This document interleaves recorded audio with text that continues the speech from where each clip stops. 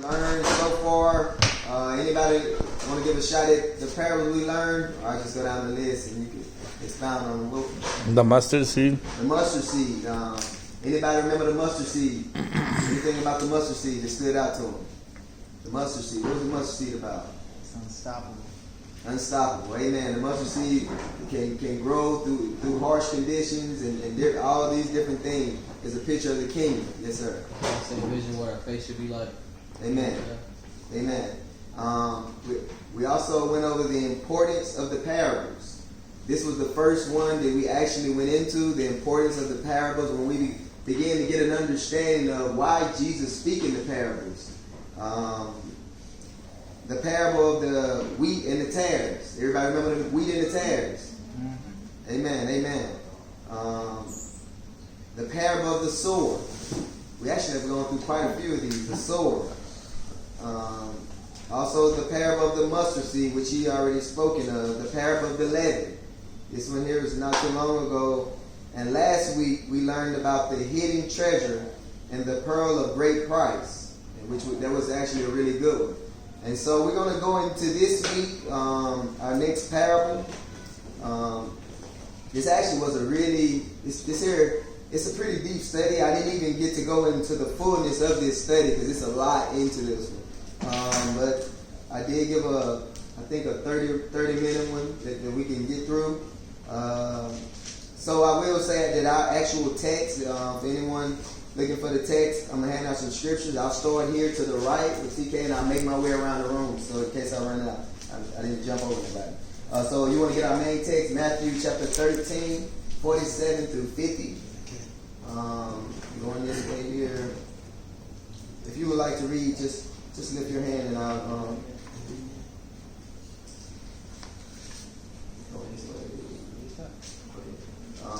here, Matthew chapter 4. Chapter 4, verse 21. Going around. Man, nobody want to read. Praise the Lord. Got you. Miss Torn. John 21, 1 through 3. Mark chapter 1, 16 through 18. Oh, he got the first one. You got the second. Okay. So what's the second one? Mark, man. We're going to need some coffee and some prayer in this place. Mark chapter 1, 16 through 18. John chapter 2. Did I give you John? Oh, I'm sorry. Then it's me need coffee. And I do. Mark chapter 1 is you. Chapter Luke chapter 5, 4 through 10. Sorry about that, Sammy. Got you. Mark 16, 15 through 16. By 16, 15 through 16. 15 and 16. All right.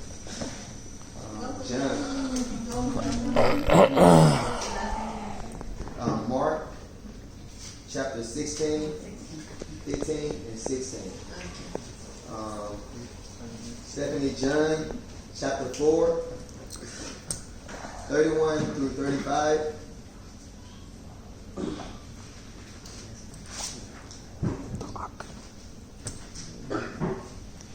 More hands. Adrian, that's you? Praise the Lord. 2 Timothy chapter 2, verse 4.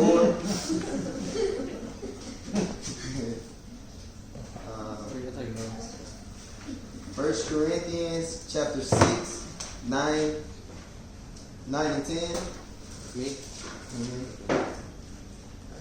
Okay. Luke chapter 16, 23. Thank you. Mark chapter 9, 43. Laura, Mark chapter 9, 48. Yeah, you're 943, she's 948. Revelation. You want to read Revelation? Let's do it.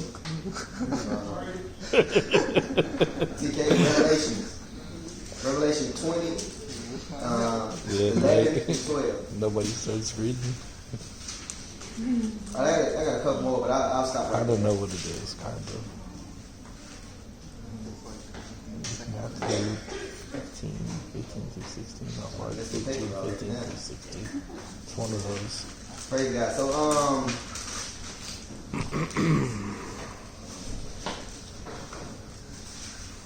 So Slow. let's read our actual Matthew chapter 13, 47 through 50.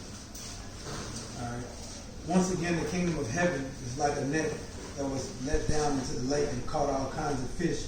When it was full, the fishermen put it up on the shore. Then they sat down and collected the good fish in baskets and threw the bad away. This is how it will be at the end of the age. The angels will come and separate the wicked from the righteous and throw them into the blazing furnace, where there will be weeping and gnashing of teeth. Amen, amen. Well, doesn't that sound like another parable of separation? You know, which parable was it? The wheat and the tare, the separation. They alluded to one of them was actually dealing with the church, and one was, but you know, all in all, there's a separation. But as we get into this, I do want to begin by giving a small illustration. As TK was talking about last week with the Navy, I as well was in the Navy, and I remember the deployments that we would go out on. Some of you may have been on a cruise ship or you know anything like that, but you know I remember going out to sea and sometimes being out in the middle of the ocean, and as far as the eye can see is water. You look to the front, you look to the left, the right, everywhere you look is just water. They used to have a random joke of the nearest land is 100 miles. That's to the bottom. And you know, the thought in that is, you know, as you look all around to the eye, you can see water. But how many of us know that right beneath that water are millions and millions of fish? There's all different types of fish that are floating away. You got dolphins, you got, you know, whales, you got just regular fish that's swimming around in there. Maybe we can't see them, you know, right out. But if you could just, you know, if you ever look at that what's that Discovery Channel where where they show all these fish swimming back and forth and different things like that. All these things are located in the actual ocean in which we travel on. So in our text, it speaks about the fish that will be pulled out. But before we go into the actual fullness of that, I want to take a look at the people that Jesus was actually talking to, because he was looking at his disciples. Matthew chapter 4, verse 21.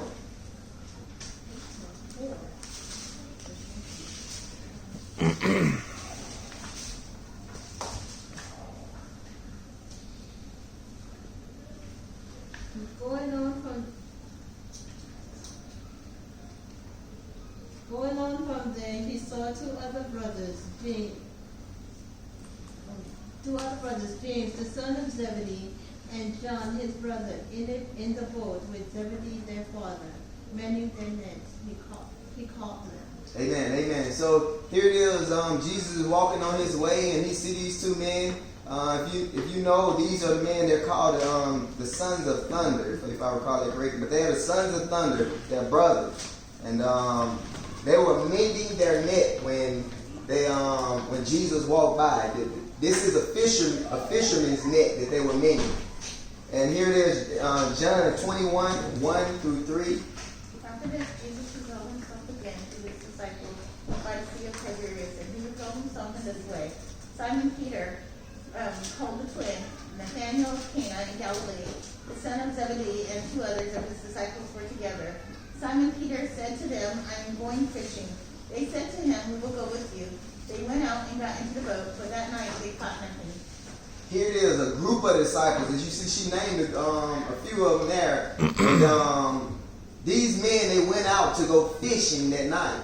And so the thing that I'm showing to you guys, this wasn't foreign to them as Jesus began to mention to them about this dragnet.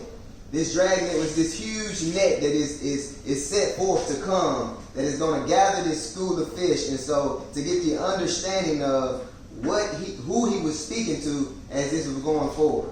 Mark chapter 1, 16 through 18. As he walked by the Sea of Galilee, he saw